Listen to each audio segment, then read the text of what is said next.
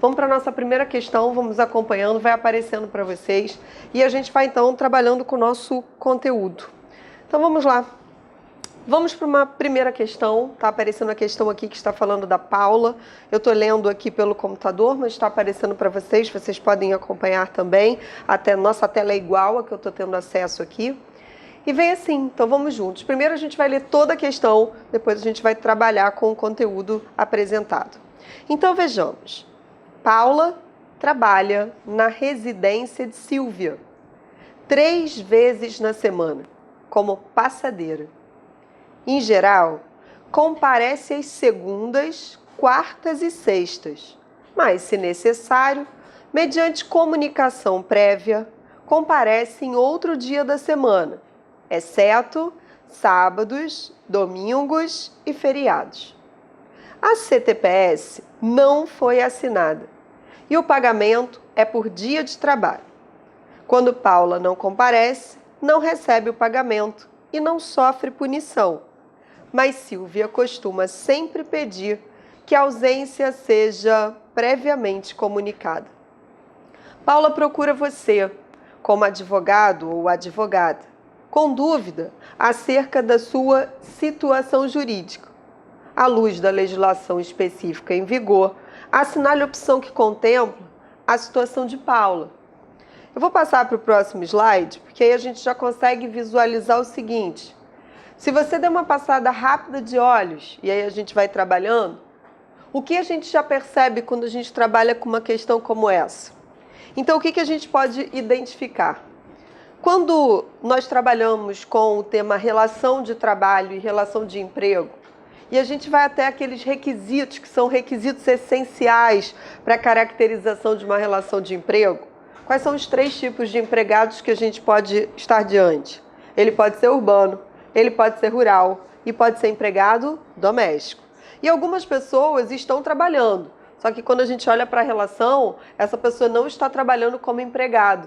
Ela até tem uma relação de trabalho, mas não tem uma relação de emprego. Então vamos aqui juntos? Se a gente for verificar o caso da Paula, o que a gente percebe? Vem ali, então, nas alternativas. Paula, então, é uma diarista, pois ela trabalha apenas 3 vezes na semana. Letra B. Paula é autônoma porque gerencia seu próprio trabalho. Letra C. Paula é empregada individual ou Paula é empregada doméstica? Primeira coisa, não sei se vocês já repararam. Já reparou quando a gente faz uma prova e pega uma questão objetiva? Tem uma normalmente que é aquela que eu brinco assim, se marcar essa acabou a amizade? Que a gente brinca assim. Tem uma normalmente que é aquela que é assim, absurda, bizarra. Aquela que você olha e fala assim, vamos descartar logo essa daqui? Porque essa daqui não dá nem para ela entrar no rol das possibilidades. Olha só, essa é a letra C. Você já ouviu falar em empregada eventual? Né? Ela não é uma empregada eventual, ou é um trabalhador eventual, e aí sendo um trabalhador eventual, pode até ser um trabalhador eventual e não tem o requisito da habitualidade, e aí é um trabalhador eventual. Agora, empregada individual, não tem esse nome, né? Não tem essa classificação, empregada eventual. Feito isso, descartamos a letra C. Então, com isso, ficamos com a letra A que traz na pergunta, então, a seguinte resposta na letra A. Paula é diarista porque trabalha 3 vezes na semana. B, Paula é autônoma porque ela gerencia seu próprio trabalho, dias e horários. Paula é empregada doméstica. Eu digo a vocês, vamos olhar para a letra B da questão. É a Paula que gerencia o trabalho? Não, porque a partir do momento que ela, se for faltar, ela tem que entrar em contato. Aí tem os dias que ela pode ir trabalhar, tem dias que não. Previamente determinado que vai ser segunda, quarta e sexta. Se precisar trocar, ela tem que entrar em contato com a pessoa para quem ela trabalha, que é a Silvia. E aí ela vai trabalhando, falando, olha, pode vir, só se pode vir até em outro dia, mas não pode ser sábado, não pode ser domingo, não pode ser feriado. Então assim, ela não tem aquela autonomia toda na hora da execução do serviço. E aí vem. Quando a gente olha para uma situação como essa, primeira coisa logo, se a gente descarta aquelas outras alternativas que não se coadunam, a gente fica de fato entre duas. Ou você vai dizer que ela é doméstica, que é a letra D de dado, ou você vai dizer que ela é a diarista porque ela trabalha apenas 3 vezes na semana.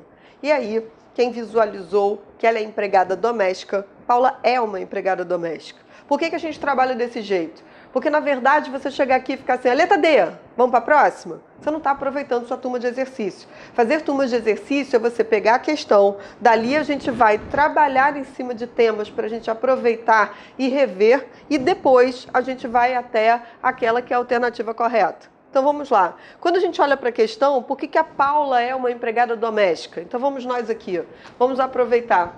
Na nossa questão, que é a questão 1, quando a gente fala daquela pessoa, se eu tenho um empregado doméstico, né, ou se a Paula é uma doméstica, qual é a legislação pertinente ao empregado doméstico? É a Lei Complementar 150 de 2015. Essa é a lei do empregado doméstico. A Lei do Empregado Doméstico, que é a Lei Complementar 150 de 2015, no seu artigo 1º, vem definindo aquele que é o empregado doméstico. E no conceito de quem é empregado doméstico, diz que empregado doméstico tem que ter pessoa física, aliás, tem que ser uma pessoa física, tem que ter pessoalidade, tem que ter onerosidade, tem que ter subordinação. E aí, para o que interessa para a gente que está sendo ali questionado, o trabalho do empregado doméstico tem que ser de natureza contínua. Quando a gente olha para a natureza contínua, o que a própria lei no artigo 1º vem dizendo? Diz, ó, para a natureza ser contínua, o trabalho tem que ser pelo menos, né? Quando ele fala assim, vamos até dizer, eu vou botar exatamente como está na lei. A lei diz assim, ó, por mais de 2 dias por semana. Como a lei diz que o trabalho tem que ser por mais de 2 dias por semana, ou seja, mais de 2, eu já tenho o quê? 3 ou mais dias na semana. Quando você verifica esse caso, que trabalha então com a Paula, que está lá trabalhando para a Lúcia, se ela já trabalha, diz lá que ela trabalhava quantas vezes na semana? 3. Então, ela está dentro da possibilidade da natureza contínua. E aí a letra A, vou voltar na questão, vamos ali, ó. A letra A diz, Paula é diarista porque ela trabalha apenas 3 vezes na semana. Peraí, 3 ou mais vezes na semana já são suficientes para ter o vínculo como empregado doméstico. Agora, o que eu preciso mesmo para ter a certeza nessa questão? Quando eu falo essa, é essa que a gente está trabalhando agora ou qualquer outra que apareça na sua prova. O que para realmente marcar e falar assim, é empregado doméstico? Eu vou marcar com toda certeza. Tem que olhar sempre para o empregador, certo? Por quê? Porque aquele empregador, para ser doméstico, tem que ser uma pessoa ou uma família. E quando aquela pessoa ou família for explorar o trabalho, não pode ter finalidade lucrativa. Aí eu vou voltar para o início. O que no caso, a Paula fazia lá? Paula trabalhava na residência de Silvia 3 vezes na semana como passadeira. Então, o tipo de atividade, ela trabalhava como passadeira lá na casa da Silvia, não falou em nenhum momento que Silvia explorava a atividade dela, né, de forma que tivesse intuito de lucro. Então, trabalhando para uma pessoa ou família, não tendo finalidade lucrativa, sendo que trabalhava 3 dias por semana, já era suficiente para ter o quê? A presença dos requisitos para que ela pudesse, de fato, ser considerada uma empregada doméstica. Ju, mas estava lá dizendo que ela trabalhava segunda, quarta e sexta, mas ela podia combinar ir num outro dia, coisa e tal. O dia que ela não ia, ela não ganhava. Vamos parar e vamos pensar aqui. Qualquer empregado, se tem um dia que ele não possa ir, o que ele deve fazer, seja ele doméstico ou não? Ah, eu não posso ir. Eu não comunico para o meu empregador que eu não vou? Eu posso até tentar negociar com ele, empregador, se eu não posso ir amanhã, eu posso assim faltar amanhã, ou chego atrasado e depois eu compenso, eu posso fazer não sei o quê. E quem vai dizer assim, ó, tudo bem chegar hoje um pouco mais tarde, mas aí amanhã você fica até um pouco depois. Quem traz esse comando não é o empregador, que tem o poder diretivo de comando da relação? Ok. Então, mas olha só, como é que ela vai ser empregada se o dia que ela ia trabalhar ela não ganhava? Eu falei, isso acontece com qualquer um.